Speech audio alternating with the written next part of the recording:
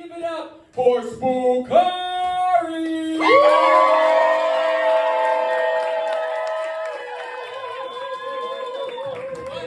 Hello, everybody. What's up?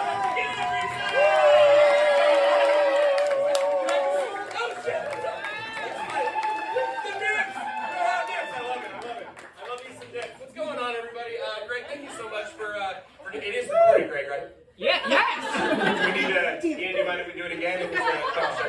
What's up, everybody? My name is Nidal. Hello. If you guys don't know me, I do work here. My name is Nidal.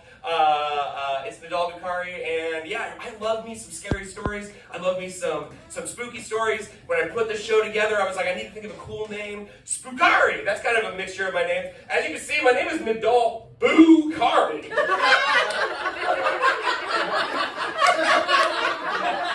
I spent $40 on posters before I was like, well, shit. And I thought I was so damn clever with Spookhari. Like, oh, man. I thought I was so damn clever. I am a huge fan of stand-up comedy. I'm a huge fan of horror and scary stories, and that's kind of literally what this hybrid is tonight. You guys are going to see some awesome people, some of my favorite comedians that I've had the pleasure of experiencing. Also, give it up for Ian up there in the booth. Nick is out there at the bar. Make sure at any point, if you guys want to drink, by all means, it's going to make the show go down a lot easier if you have a drink or something in your head.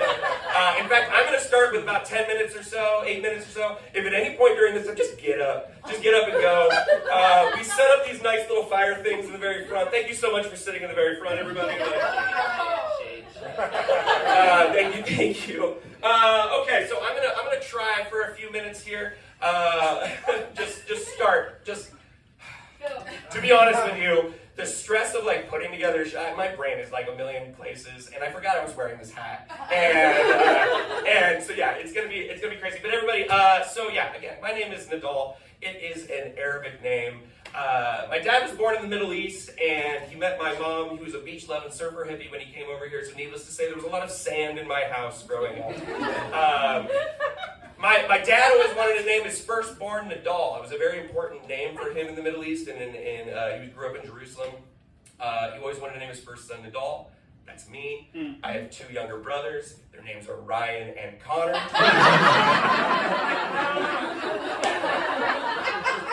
And then, when my dad moved here, he changed his Arabic name to Chuck. So in my family Christmas cards, it's Merry Christmas from Ryan, Connor, Chuck, Kim, Beth, Nidal. It's very weird. Again, my dad was born and raised in the Middle East. Only recently did I start sharing that I myself am Palestinian. Applause break. It is weird to get applause for that. I'm a person. I'm a person. My parents came from somewhere. But yeah, so my dad, so I am Palestinian. So if I bomb up here, you guys know why.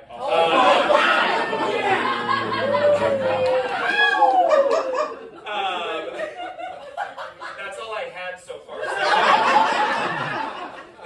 Honestly, when I tell anybody I'm Palestinian, if the Middle East always comes up, it always ends with, oh my God, I feel so bad for everything going on there, but it's such a complicated situation going on over there. And it really is. It's sad. I have had family. I've had the experience of having to secondhand, I guess, deal with that, and my heart goes out there. I don't know. Let me just get real serious with you guys.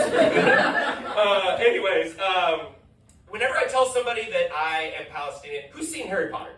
Does anybody know the movie Harry Potter? I feel like whenever I tell somebody that I am Palestinian, I feel like Harry Potter must have felt anytime anybody figured out that he was Harry Potter. They'd be like, oh my God, Harry, I'm so sorry. And he's like, just treat me like a regular kid. He's like, oh my God, Harry, I'm so sorry. And then you'd have those assholes who kind of throwing out little things like, you're gonna need your own sticky pen. At the very end there, it's sort of like, that line is sort of hand-fisted into there, but that's just because I fucking love the Malfoys so much. They're my favorite characters, I think, ever to grace anything. They're so hilariously racist and bigoted that it's like, themselves in their characters. They do crack me up. I absolutely love them. I thought about this, but just like I feel like Harry Potter, Hogwarts is sort of like Palestine, except that just at the end of the year it's being under attack. It's under attack all the time. So.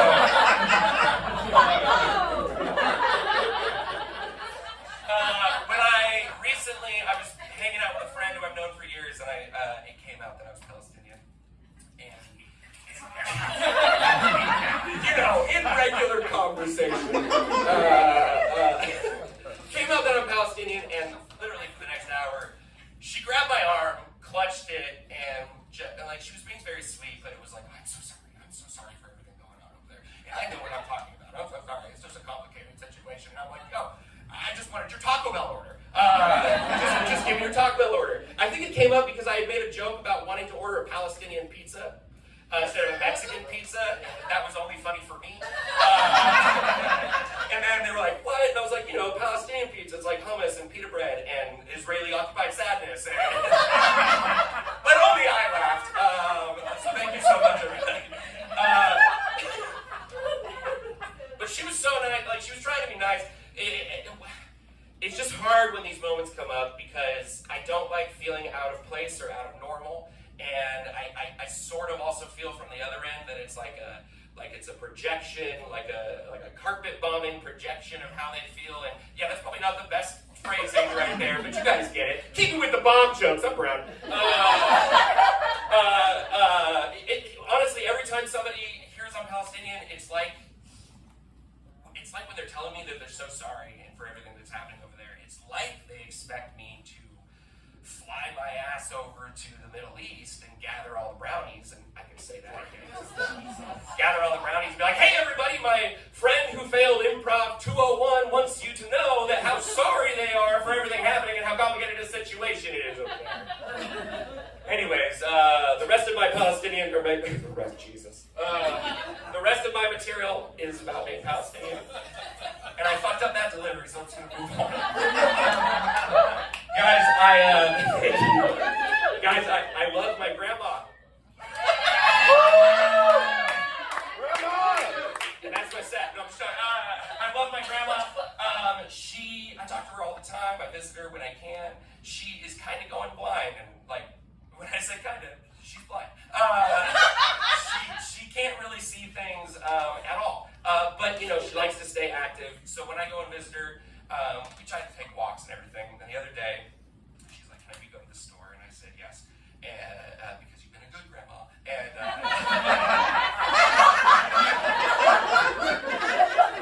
thank you for paying for my gas to get out of here, Grandma. Anyways, we get to the crosswalk. This might be very niche to me and me alone, but we get to the crosswalk, and I press the crosswalk button, and when it tells us to go, it starts rattling and buzzing, and then it goes, and I look to my grandma, who can't see that I'm looking at her, and I'm like, Grandma, I have no idea what it said there. I think we're supposed to go. And she has no idea. She can't see. I can see the little white guy in the screen crossing the street, but she can't see that. So this freaks me out because it's not very clearly telling her when to cross the street. We go to the store. We have a grand time. We end up coming back, and this time I'm like, you know what? We're going to try this other street because if I'm not with you, I'd prefer you not to use that crosswalk. So we go to the other crosswalk. We press this one. And this one, when you press it, it tells you when you press it. It goes beep, beep, beep. And then when it's ready for you to cross the street, it continues going beep, beep, beep. And my grandma's just standing there because she has no fucking idea when to cross the street because it's just going beep, beep, beep the entire time. Very niche. I told you guys. I prepped you for this. I don't like it. I don't like that it's supposed to be meant for people who can't see and have a disability, and yet they have to stretch their other senses just to even make sense of what the hell the guy is even saying. Are you guys crying as to how funny that was? The last thing I'll say is this. I've gotten into this new tactic when I'm driving because I get very frustrated when I'm driving and angry, and have the rage. Now, instead of yelling, I always tell people, "You're a piece of shit." Everyone's a piece of shit on the drive. But recently, I started doing this thing where if somebody's doing something that really pisses me off, I make sure I get up right next to them and I look right at them and I go. I want them to know that I'm not yelling at them, but I'm shaming them, and I hope that they feel that. And I did this the other day, and I could see the guy going, I couldn't even hear what he was saying, but he was yelling at me. I pulled into a gas station because I had to go to the bathroom, and guess who comes in behind me? Who I just shook my head at. And I go inside, and I'm like, oh my God. And I asked to grab the bathroom key. Of course, I have to leave to go outside to go to the bathroom. The guy gives me the bathroom key, and again, the key is that big. The board it is attached to is that big, and it says bathroom across the side. So when I walked out holding this whole thing under my arm, the guy looked at me and went. Anyways, guys, thank you so much for